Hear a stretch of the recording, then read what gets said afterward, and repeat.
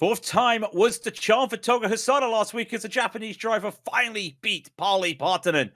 But it was another driver who came home with the victory on the high speed to Spa as Topi Kotanemi rolled the clock back just by a year. Today, the drivers will take on a different challenge compared to the first half of the season. They tackle a track that has never existed in the 70s. COTA has everything. Will it also give us a new winner? Well, we'll find out here. We bring you the Lotus 79 Sunday Grand Prix Series live here on iRacing, provided by the Global SimRacing Channel. Hello, everyone. I am Craig King. With me in the booth is Joey Atterbury. Behind the scenes will be our director, Christian Deploy. He'll be using cameras provided by Dougie Beard. Now, Joey, the last few weeks has shown us some of the best open-wheel drivers and some of the closest driving. Comes down to one common denominator.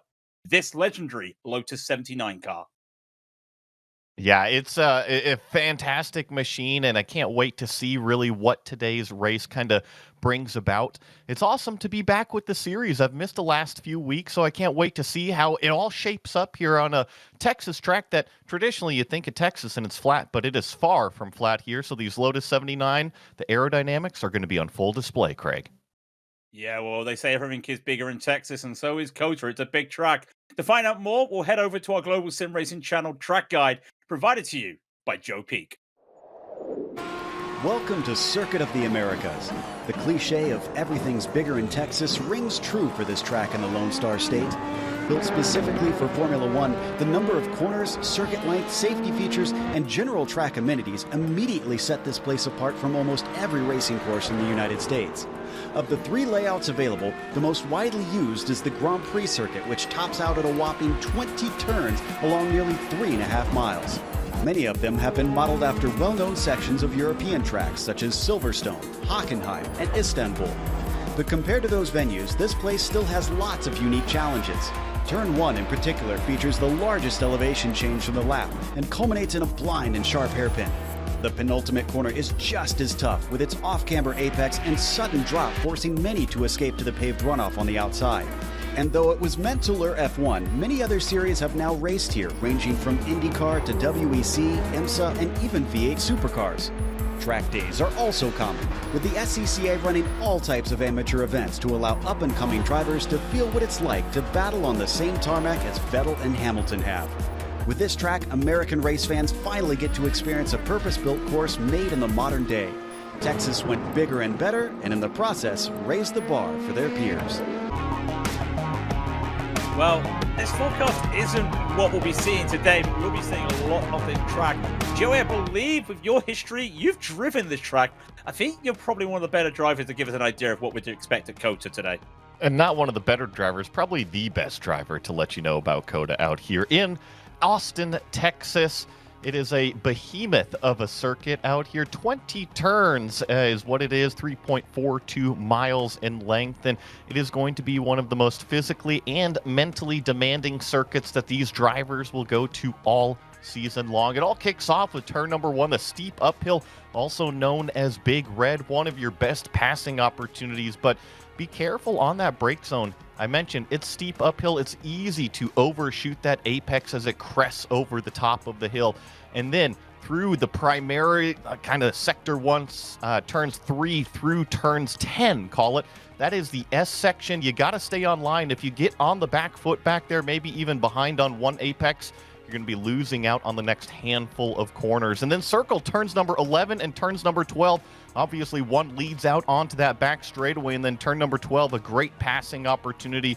And then comes sector 3, another slow sector through, call it turns 13 through 17, 18. And then turn number 20, the very, very final corner on this circuit. You got to be careful. You actually carry a ton of speed through turn 19, so you got to make sure you slow it up for turn number 20. And then, of course, Craig, we got Barney out here at every single corner. You got to watch those incident limits around this place.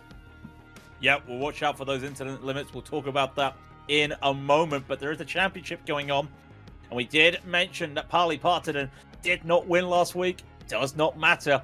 Able to still keep that lead to 13 points over Toga Hisada. It has been a 2-car battle this season. Gunnar Friescher is so close to catching up to them. That gap of 80 is big. Drop weeks will come into it, though. So We do have to keep an eye on that, but look how close it is at the bottom of this as well. Hans Sommer, Ross Banfield just knocking at the bottom there. They're just holding on to that from Kartik Pai in 11th.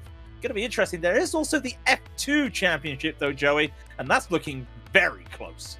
Yeah, same cars, just separated by the driver's iRating. And you mentioned close. It is tied up at the top between Aaron Blair and Luke Rasputic, 232 points apiece. So definitely have to keep a name on those two, Blair and Rasputic. And then kind of a big gap, 67 points down to Ben Summers hanging out in third place. Pretty close between himself and Connor Levy there in fourth. Then another little bit of a drop-off back here to what is the top five with Alex Marsh King. And then you see only 4 points separating himself and Byron Long. Juan Miserem also involved in there in seventh. Alec Klessig, Yanni Lehman, and of course Cristiano Corani here in the top 10. And with the F2 also comes the team standing. Something the drivers like to do, sign themselves up on the forums and the Discord to be part of this team championship. Run by yourself or out.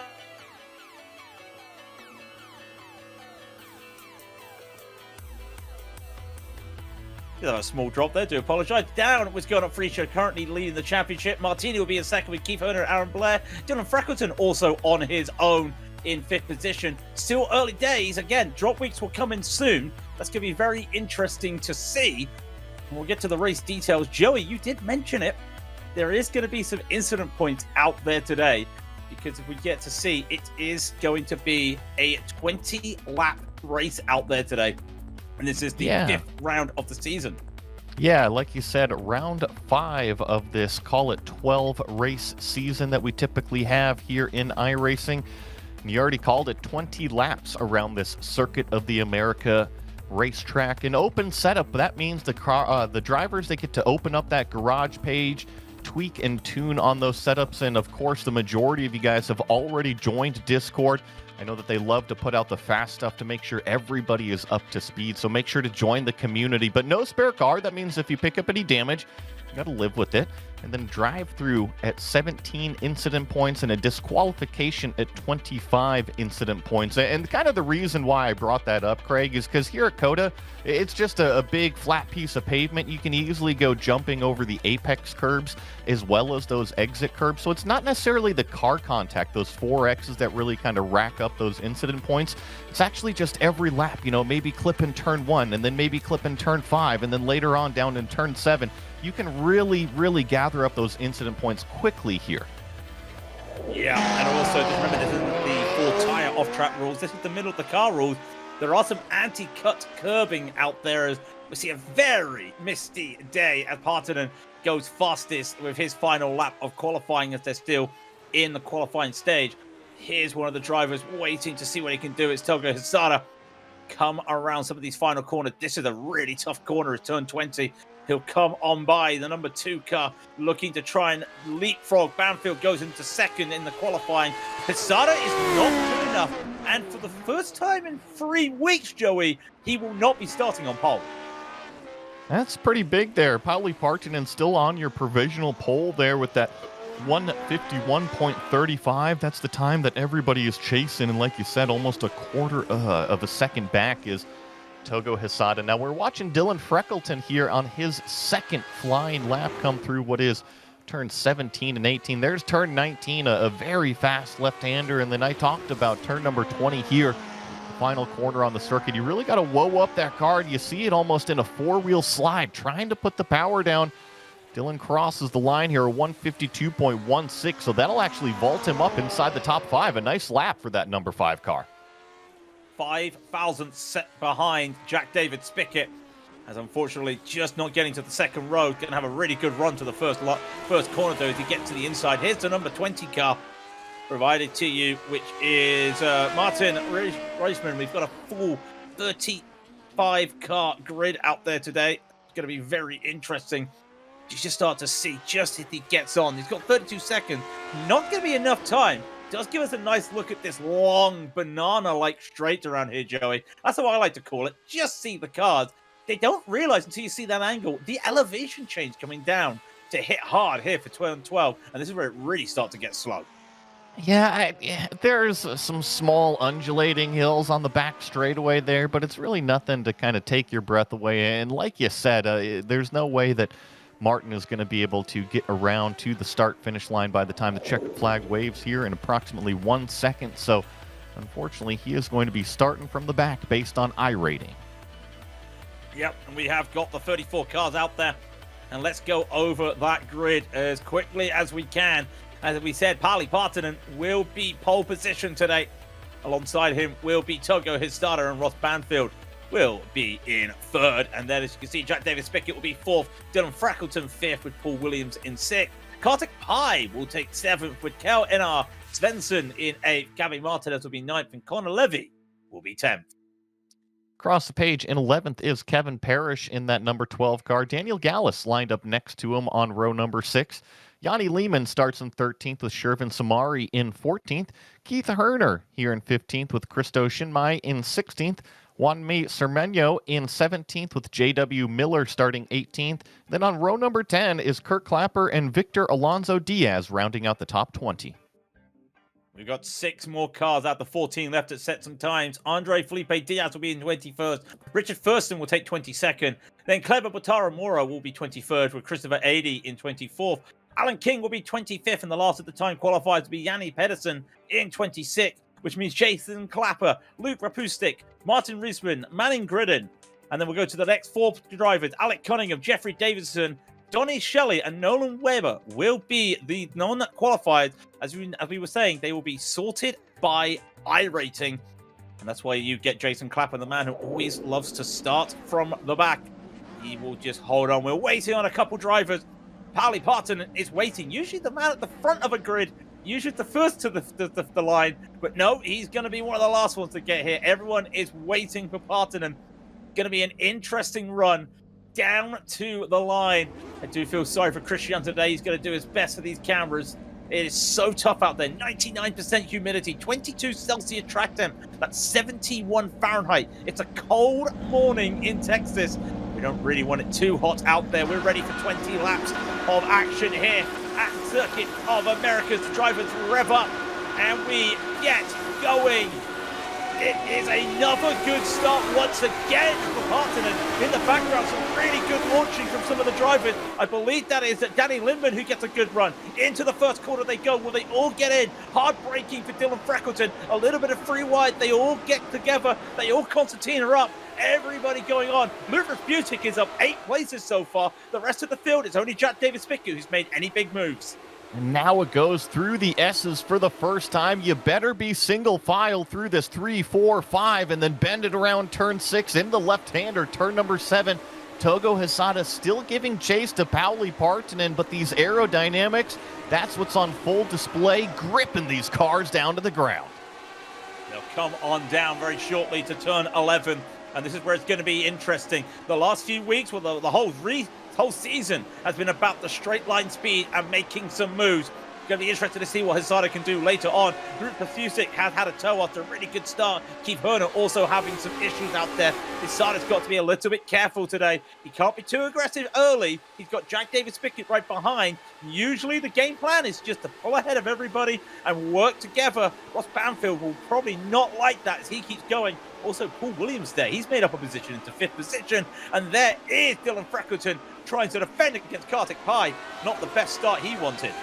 Yeah, Karthik Pai in that yellow number 4 car, that camel-colored car there, was taking a look down the inside of turn number 12, but Freckleton was able to put the power down nicely coming out, and then maybe a little bit of a slipperier setup on Karthik's car was allowing him to grab that slipstream and really pull him down the back straightaway. But we also got to remember, this is lap number 1. Tires still in the warm-up phase. Usually it takes about 2 laps for these cars to really kind of get everything up to temperature and pressure. It doesn't mean that they're slow or lacking any grip, but it takes a little while to get into that perfect window. Yeah, it looked like Gabby Martinez may have had a really good run and really heating those tires up early. Almost went into the back of Pai there. manages to hold it off. This is such an interesting corner. You can take it so many different ways, but there's only really one way to get a really good launch out of turn 1 into these S's. Designed to be like Maggots and Beckett's from Silverstone, really gives you that left, right that you want. Avoid the anti-cut curves, but the dirty air really going to be pulling. And just look at Martinez struggling as they come out of that now into 7, 8, and 9.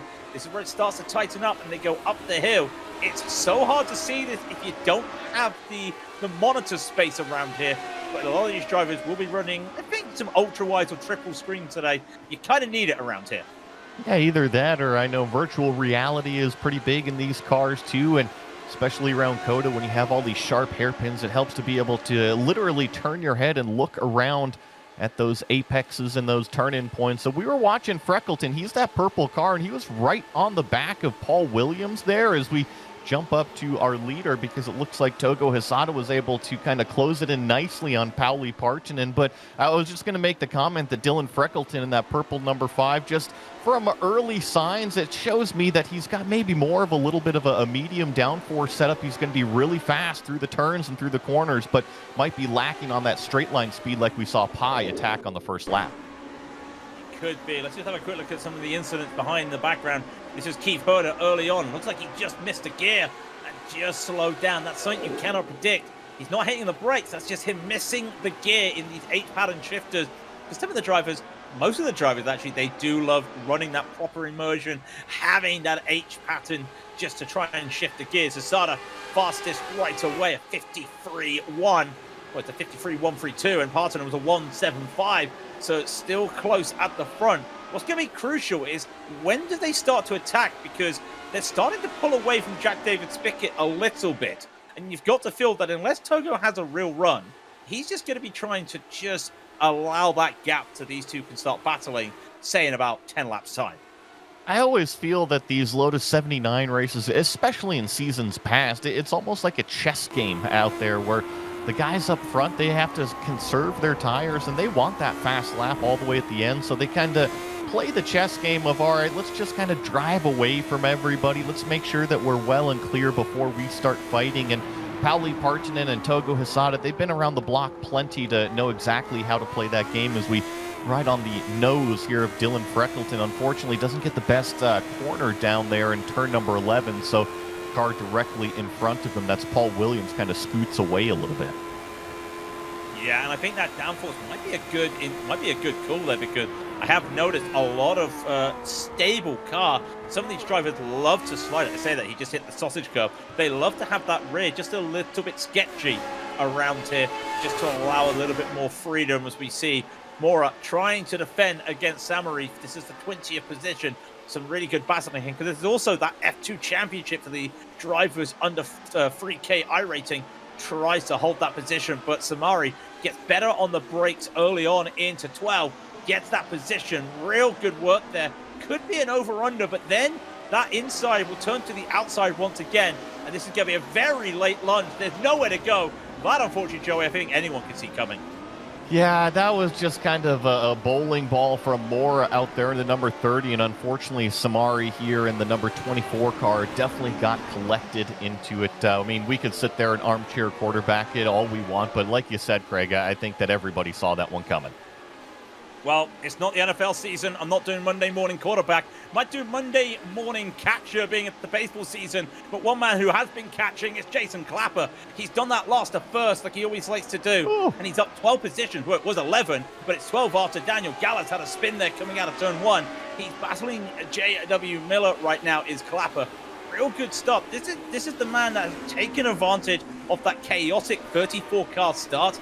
Really working well now, and with how close he is, all right, he's 20 seconds behind the leaders, but he's still got a chance of a top 10. It's actually quite close to his graphs here, so still a lot of work for him to do.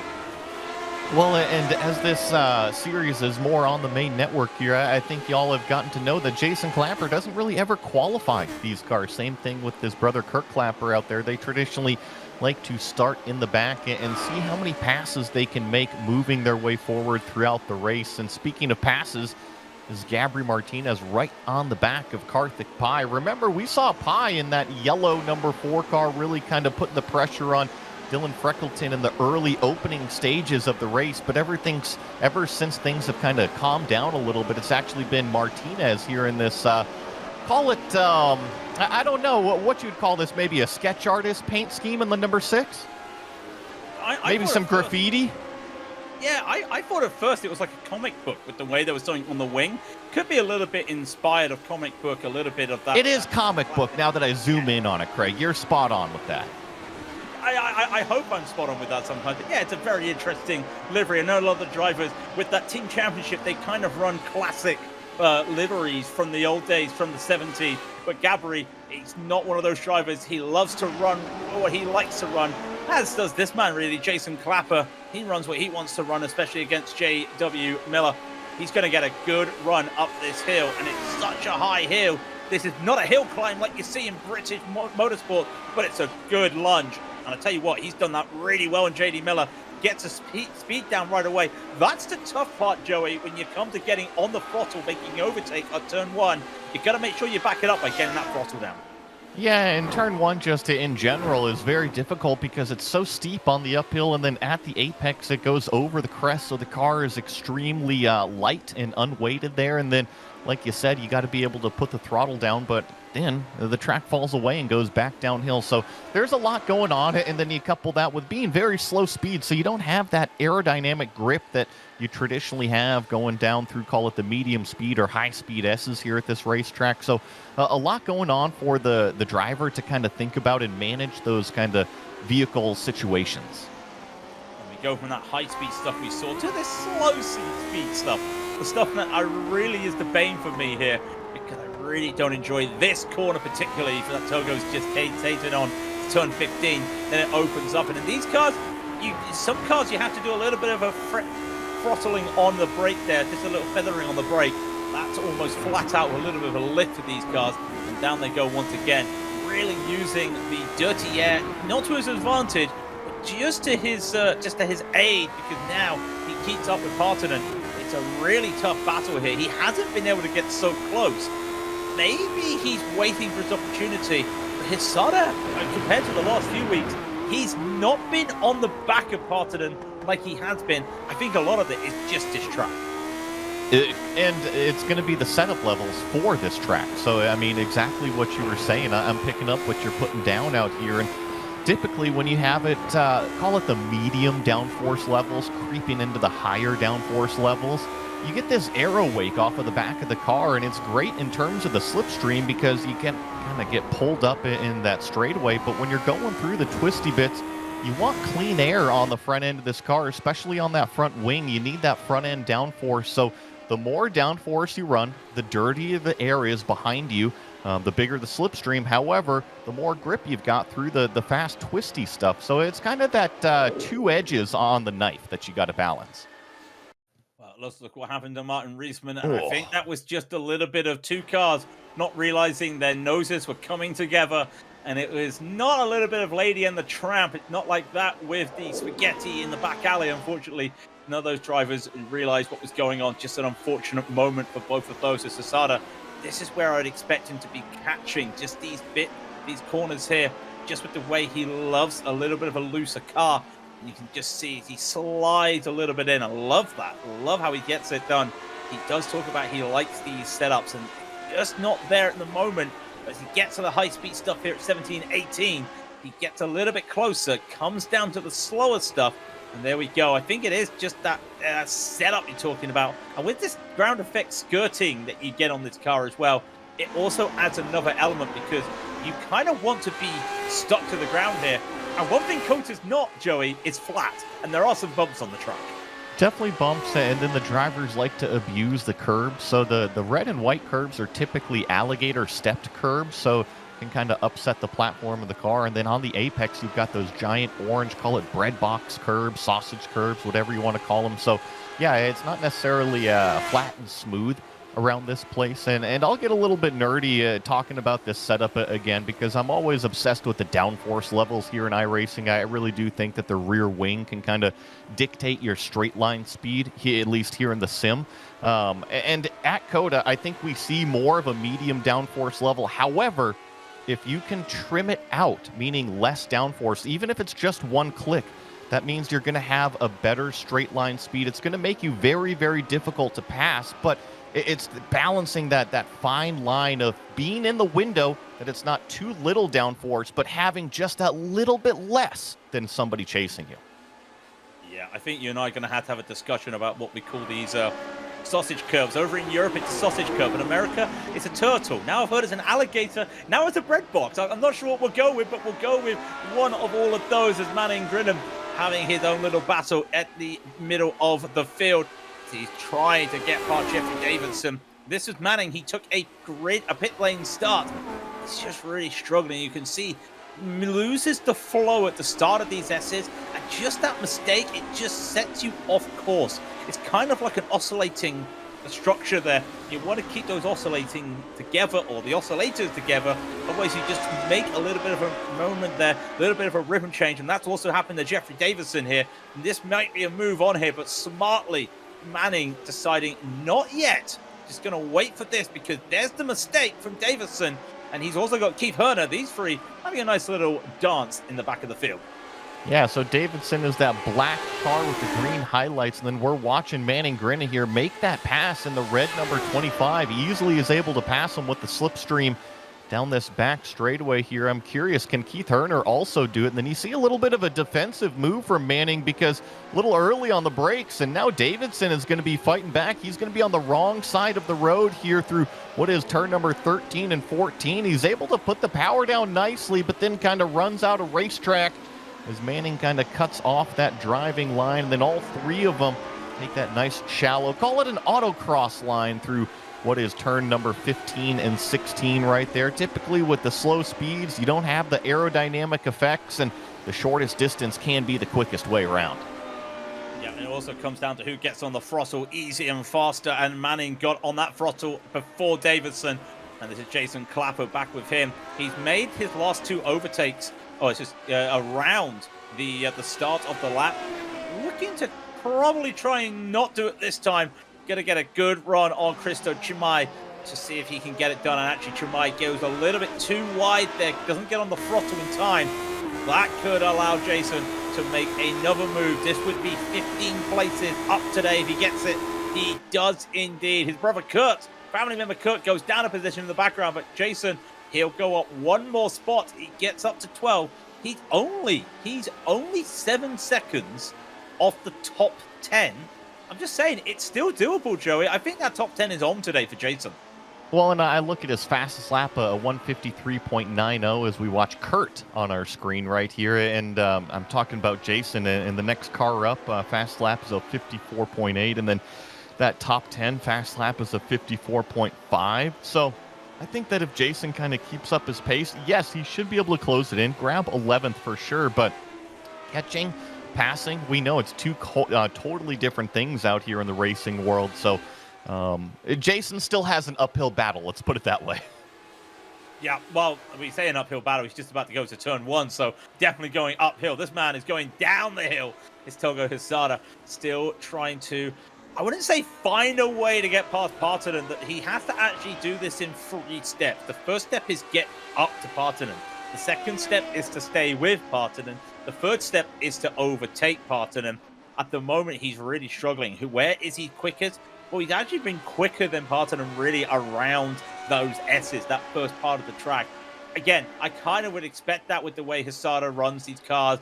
He loves the type of track that you get at Suzuka. So think of the S's at Suzuka.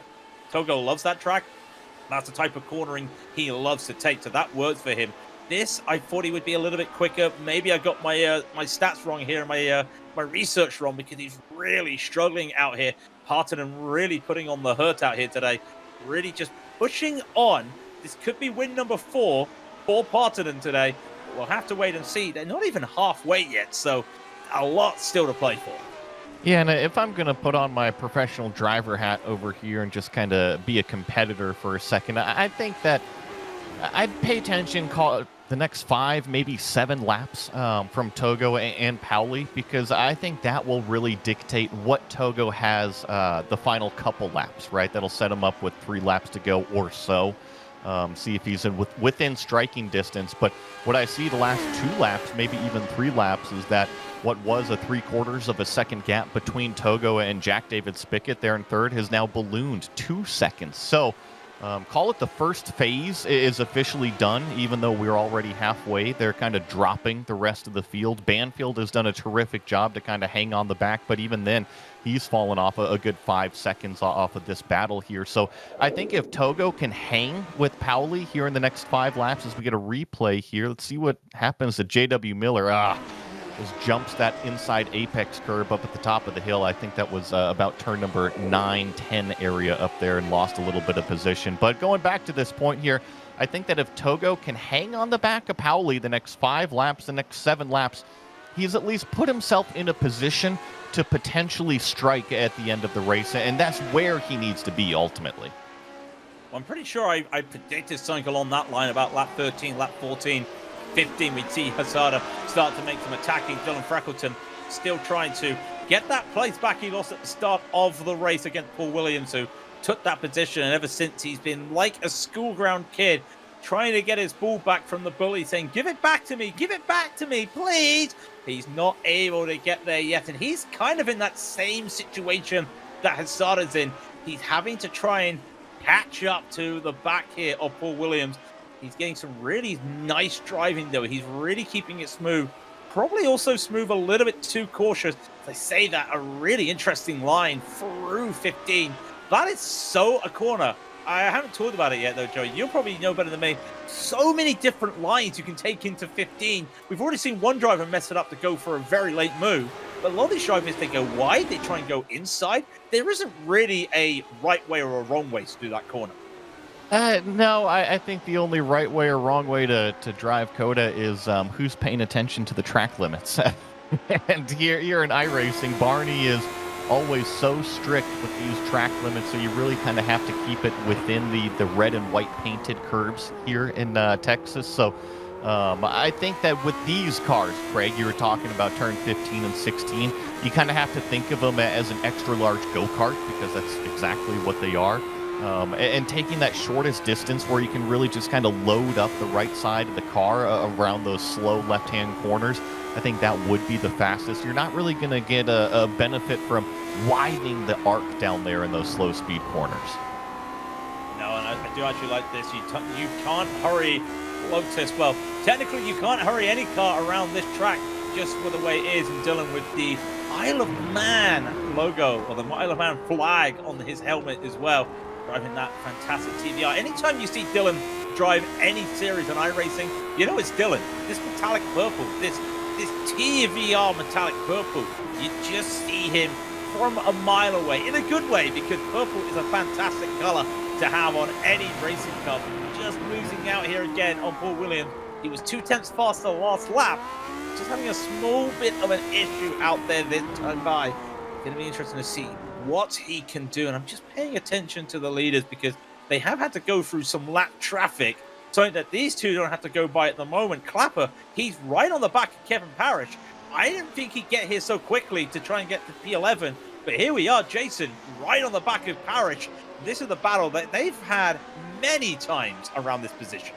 And this is coming up to that slow speed corner section that you were just talking about that we got a little technical with, and very, very similar lines from both Kevin and Jason through there. So now it's going around the long triple apex 17 and then call it 18. They all blend together here, and then turn 19, I think, is actually one of the trickiest corners on this circuit because the apex kind of drops away from you slightly in terms of elevation, and that's exactly where you have all the loaded grip on the right side of the car. So you want it to turn to the left, which means all the weight's on the right side, but the track is falling away from you. So I think that COTA, I've always said it's one of the most physically demanding circuits here in North America. Here in the sim, maybe not so much. You can adjust your force feedback level to kind of whatever you want it to be. But in terms of mentally demanding, we talked about it several times. Even you were mentioning you don't get behind here in these S's. If you get behind on one corner, it's going to cost you through the whole thing. Yeah, it is oh so important. In fact, when you see the MotoGP down here, I know we're on 4 wheels today, not 2. It is a highly demanding track for those motorcyclists. And even then, it is so hard for those drivers to keep on going. Even for the F1 drivers around here, they have a lot of struggle here. Think of the G-forces in the real life that they have to go through. Thankfully, you don't get that feeling here on the sim as Jason continues to look for a way. As you start to see that timing tower, yes, the timing tower we show you, Quesada is getting closer to Parton, and we don't need to get to it too soon because the gap is just not happening. He's now in that position. It's lap 12. We said it around this time. They've got a 3-second gap as Jason continues to look for that overtake. He's going to get this done. He'll go up 16 places at the start since the start of the day, up to 11. A really good Jason Clapper special, as we like to call it, because that's an all-important move. Just ahead of him, 4 seconds up the road, is Connor Levy. And Quesada, we know he's good on the late braking. Won't be doing any late braking at the moment, Joey.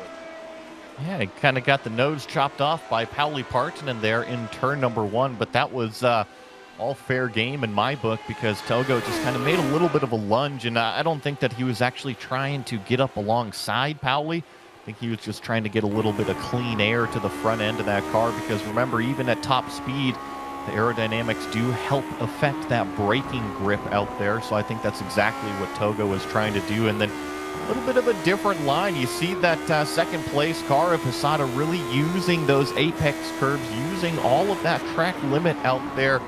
I know in the bigger, heavier sedan cars that I've got a lot of experience with, that's when you typically open the corners and really run up all over those apex curves and try to kind of open up this racetrack. But Togo Quesada doing it, just try to find a little bit of clean air. Trying to find some clean air, almost kind of like an Indy Cup. You wonder what he's doing. If you've ever seen Indy 500 and you see the driver take different lines through the corners, you know why. They're trying to just get some clean air, or just trying to disrupt somebody behind them. And that's what Togo has been doing. He realizes he has that speed, but he also doesn't want that overspeed. He doesn't want that understeer as well. The dirty air will provide, and look what it's brought him. Right on the back of Partonen. Can't get on the throttle in time out of 15.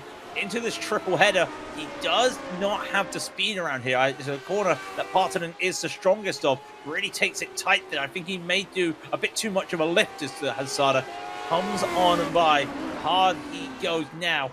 They lost a lot of time there. 2 tenths from that turn 15 all the way down to turn 20. It is 2 tenths he's lost. It feels like it's that triple header at 16, 17, and 18 that you've talked a lot about, Joey. Yeah, and setting the fastest lap time of the race, Pauli with a 1:52.192.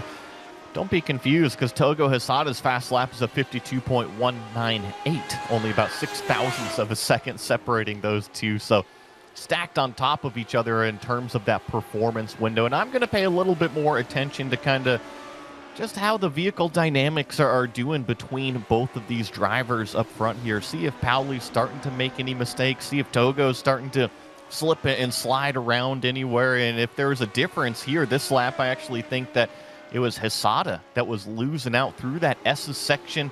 Maybe wasn't getting all the clean air to the front end of the car that he really needed to. So Pauli was able to take advantage. And Craig, I think that's kind of the seesaw battle that we've been seeing, right? Occasionally Togo is a quarter second back. Sometimes he's 0.7 of a second back. It all depends on kind of where he grabs his slipstream. And actually going down the back straightaway here, this is an opportunity. He's going to show his nose, but say, you know what, 2 car lengths, not quite close enough for me to make the lunge here. But that was the first time that I really felt that Togo Quesada was a threat to take a position. I had a smile on my face when I saw that, Joey. That's a warning shot. That's Togo just trying to play the game for a moment. Remember, ladies and gentlemen, at Monza. If you haven't seen it, it's everywhere on the iRacing socials from 2 weeks ago. Quesada doing a similar dive into the final corner, the Parabolica at Monza, to try and take the win away from Partonen. It did not work. That's the type of corner I think he might be able to make it work. It's a hard corner at 12, but you have to get the speed on when you turn in because it's so tight.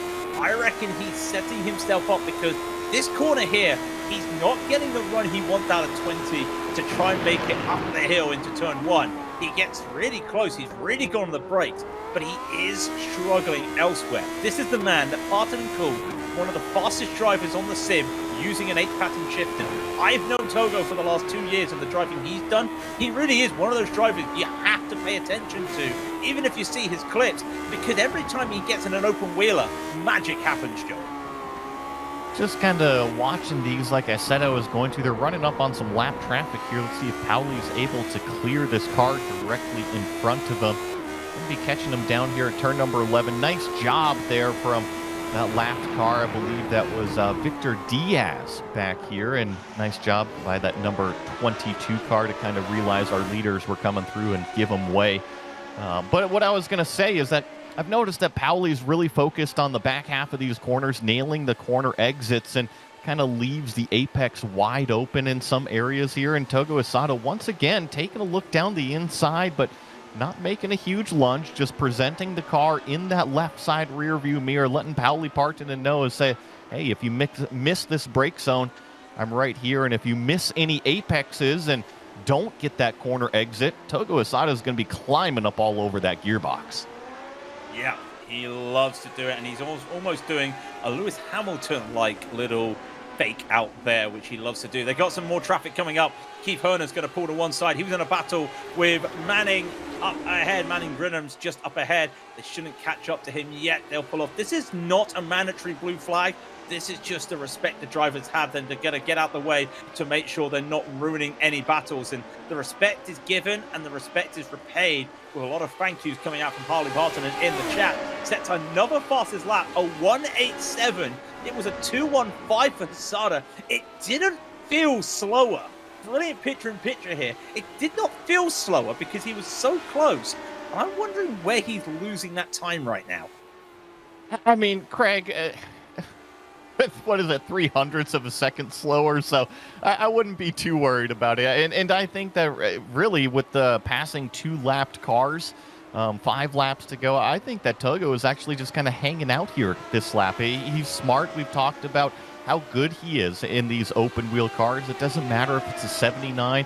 We know he's multi-time champion over there at the Lotus 49s, you know, aka no wings on those machines. So he can definitely get the job done. And actually coming out on the back straightaway here, he's about 1 car length closer than he has been the last 2 laps.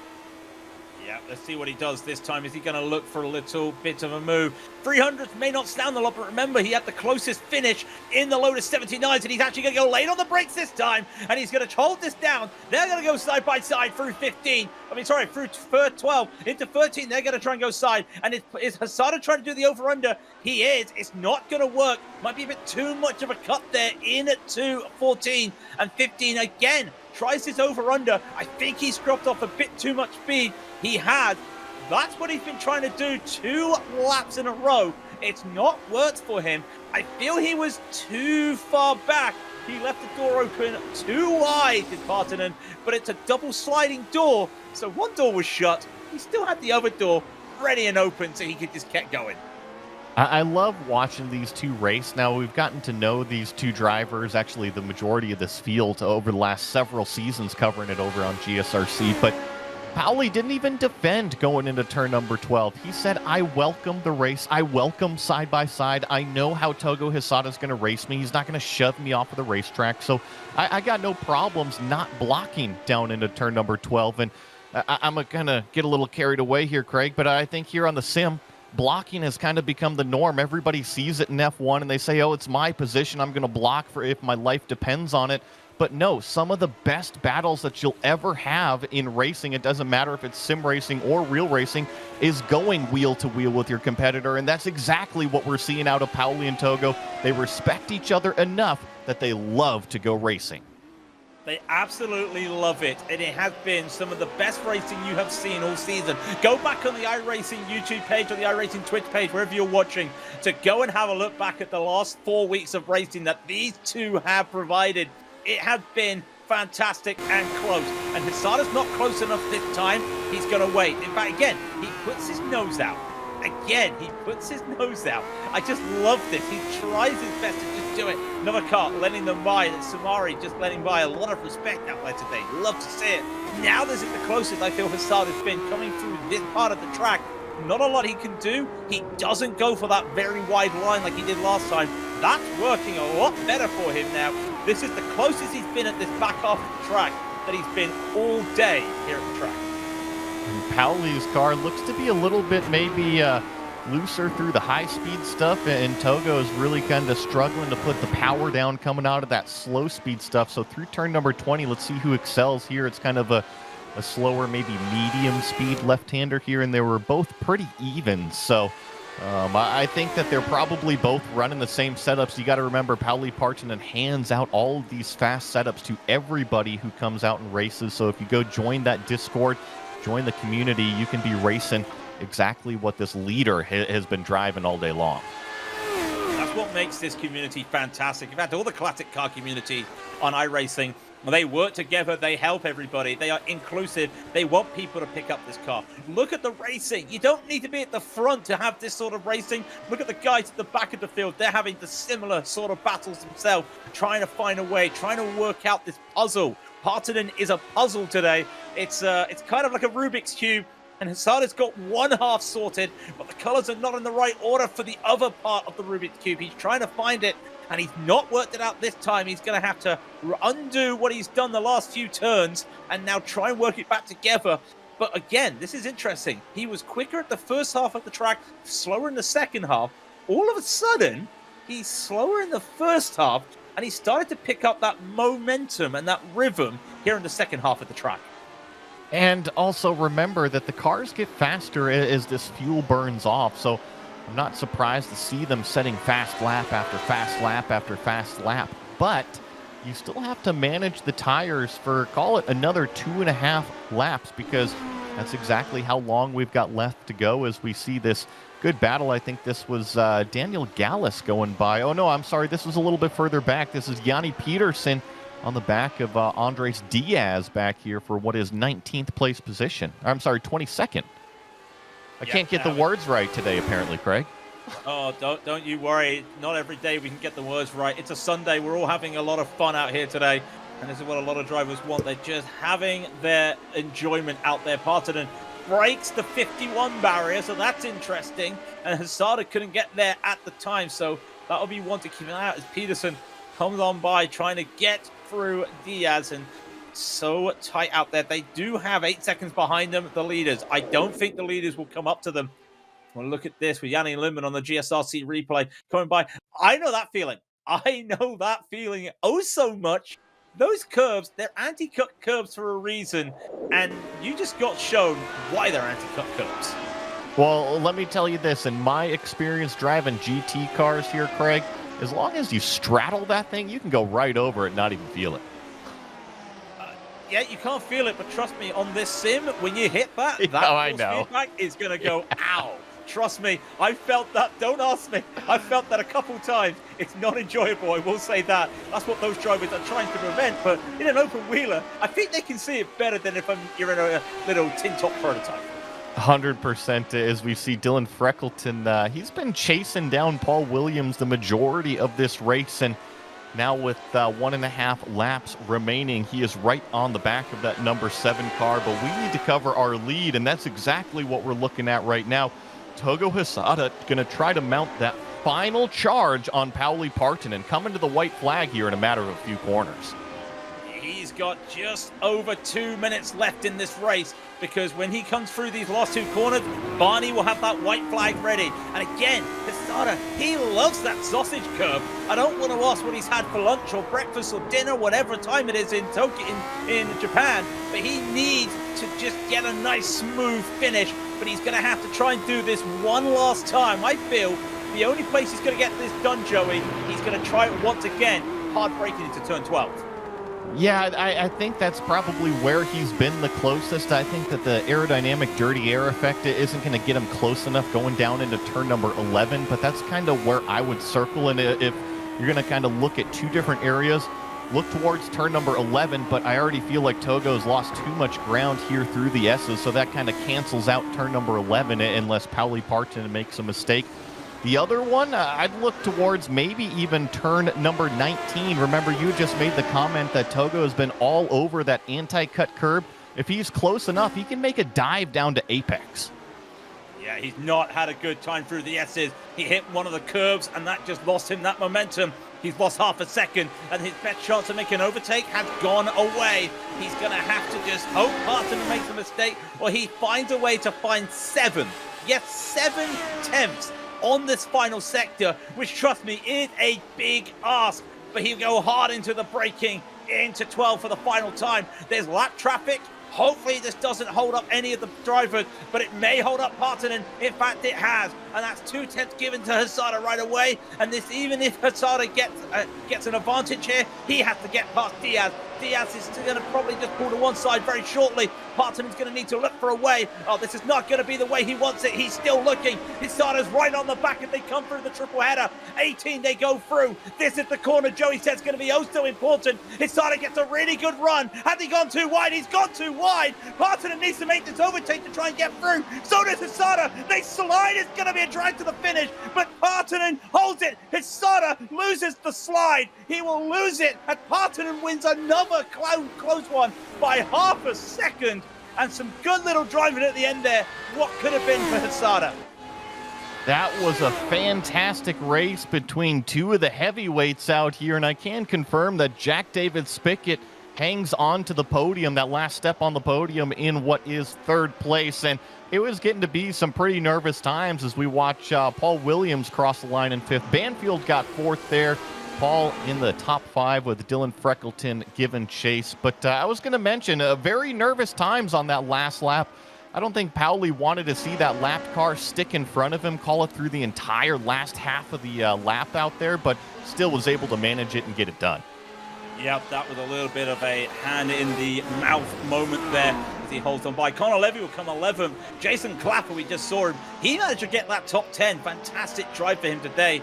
Kevin Parrish will come across the line in 12th. The Ohio native will come on by. Crystal Chinmao, never talked about him a lot today, but he managed to pick up a 13th position.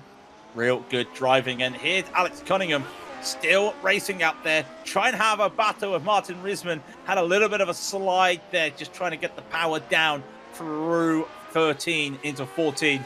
That might be all she wrote for the Canadian. Not going to be one for him to have there. Had a really good race, though. Plus 11 positions.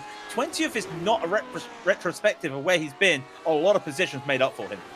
Yeah, well, I mean, I think that the best way to kind of judge how your race has been going is he's wearing the number 26 board, right? That is the 26th best iRating here in the field, and he's here in 20th position. So to your point, not only gained 11 positions on track, but punching above his weight when it comes to that iRating.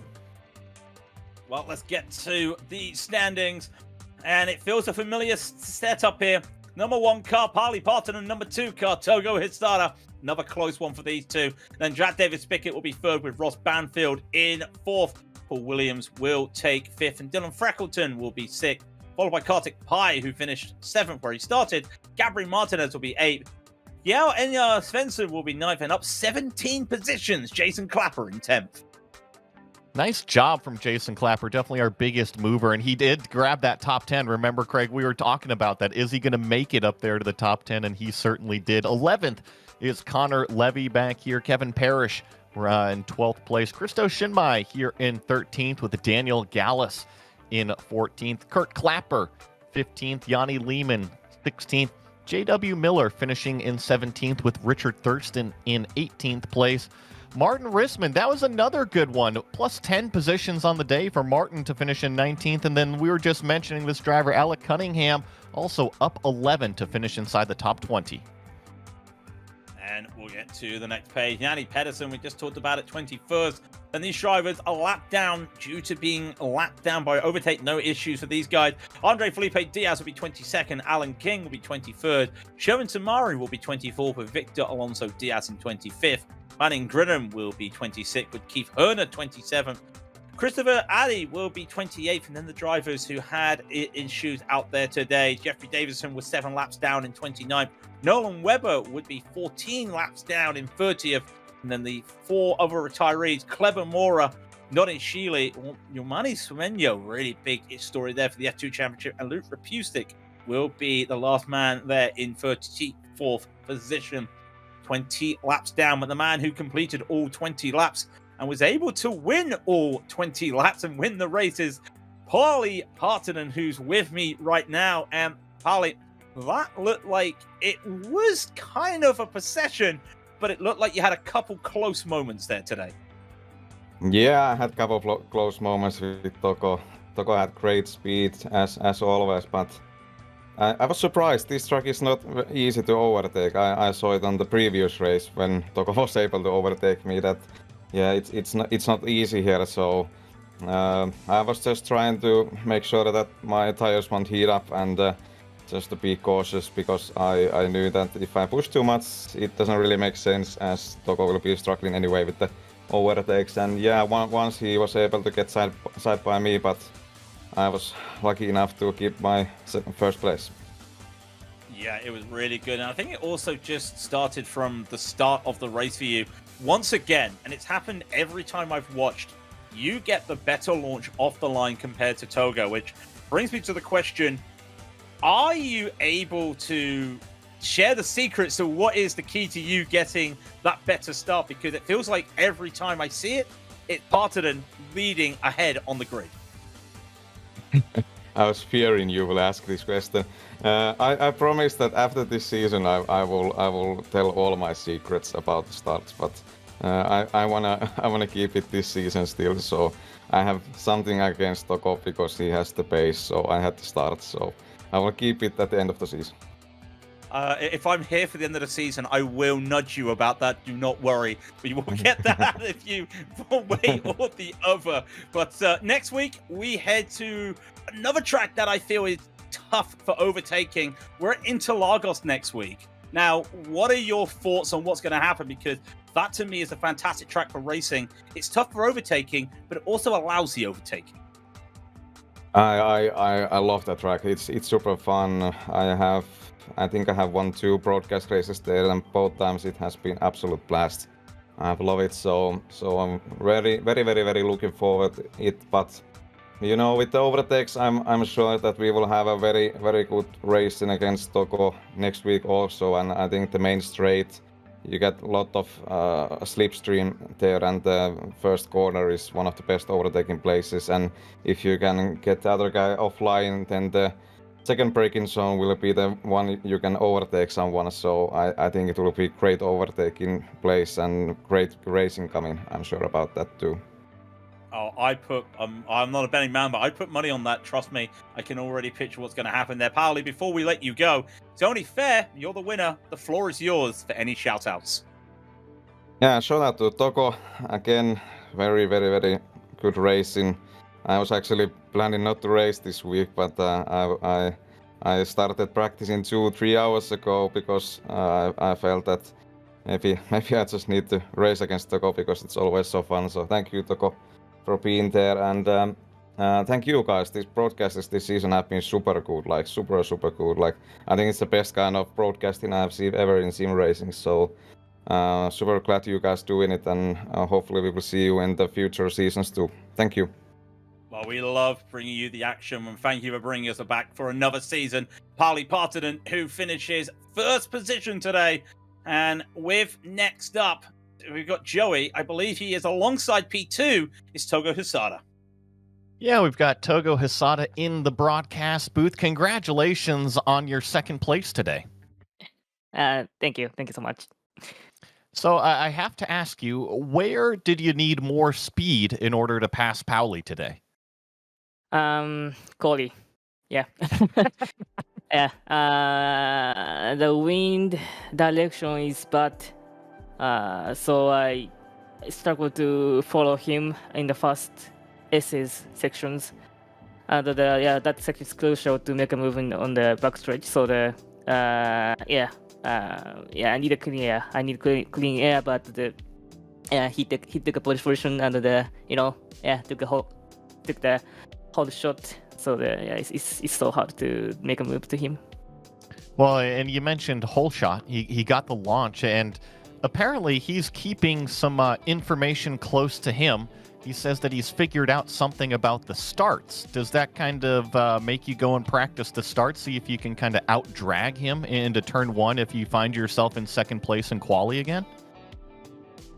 Yeah, in fact, actually, I'm searching how to start, and every time I'm alongside to him, and this every time starting, looks like he kept push the clutch so long, so might be a little bit, yeah, Little but tricks that he's picking up. yeah, that's it. Yeah, so the just every time I watch replay back, what's going on with his launch, but still I cannot copy his way to start. Yeah, so It's a big mystery out there. It's almost like we need Batman, the world's greatest detective, to come and take a look at those starts for him, see what really is going on. But Togo, congratulations on the second place. You and Pauli have been doing fantastic all season long. I just want to say thank you because you provide some of the best racing that we see on this channel. So thank you for coming out every week. Is there anybody that you want to say thank you to? Paul Partonen and the Lotus 17 community, and also, of course, the Global SimRacing Channel broadcasting team. Well, that was Togo Hisada driving the number 2 car, making it easy, coming home in second place for us here today, Craig. And I think that is going to do it for another action-packed Sunday here for the Lotus 79s.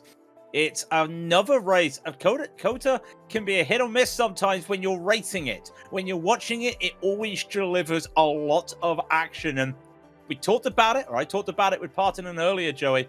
We're going to be looking at Interlagos next week.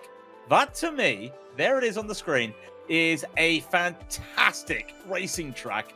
Now, we've seen a lot of drivers, a lot of switching and overtaking positions this season. That's just going to be the norm next week, I feel. Yeah, I think that Interlagos definitely fits the Formula cars, the open wheelers, a little bit more than, call it, prototypes or sedan GT-based cars out there. And then, of course, you've got that hugely long front straightaway that you have to kind of dig out of that hole all the way uphill to that start-finish line. So provide some great passing opportunities. And with these Lotus 79 cars, I think that iRacing has just done such a fantastic job with the new tire model. It really makes them racy at the beginning, and then obviously the drivers can kind of manage that tire wear throughout the entire race, just like we saw today. So I'm with you, Craig. I think Interlagos is going to be awesome. And just looking as well, it's actually going to be an afternoon in Brazil, so that's going to be interesting for the Tide 10th. We'll wait to see that next week. We got to get there first, and then we've got a whole 7 days to go. But there are also other broadcasts that's coming up in this channel for us. So if you do want to check out the Global SimRacing Channel, we do have the Porsche's Owners Club tomorrow. And then we'll be back for our weekend of classic racing, of course. The Grand Prix Legends in the Lotus 49s next Saturday, the Inter Vintage, and then the Skip Barbers on the Sunday. And we did to show you as well, it is Interlagos for us next week. Gives me a good chance to wrap off the day and give a thanks once again to Joey, a thanks to Christian, and a thanks to Dougie, and a thanks to everybody here watching us here on the iRacing channel. If you do like what you see, please do give a like and a follow to the iRacing. Please check out our broadcast on the Global Sim Racing channel. You do not want to miss any other action here on iRacing. It is fantastic. But it is Partonen's day once again. Hisada's had 5 second places. Is he going to be the bridesmaid, or will he finally be able to go down the altar with that victory in his hand to get where he wants to be? Maybe it's next week at Interlagos. We can't wait to show you. But until then, race clean, race hard. We'll see you on the track.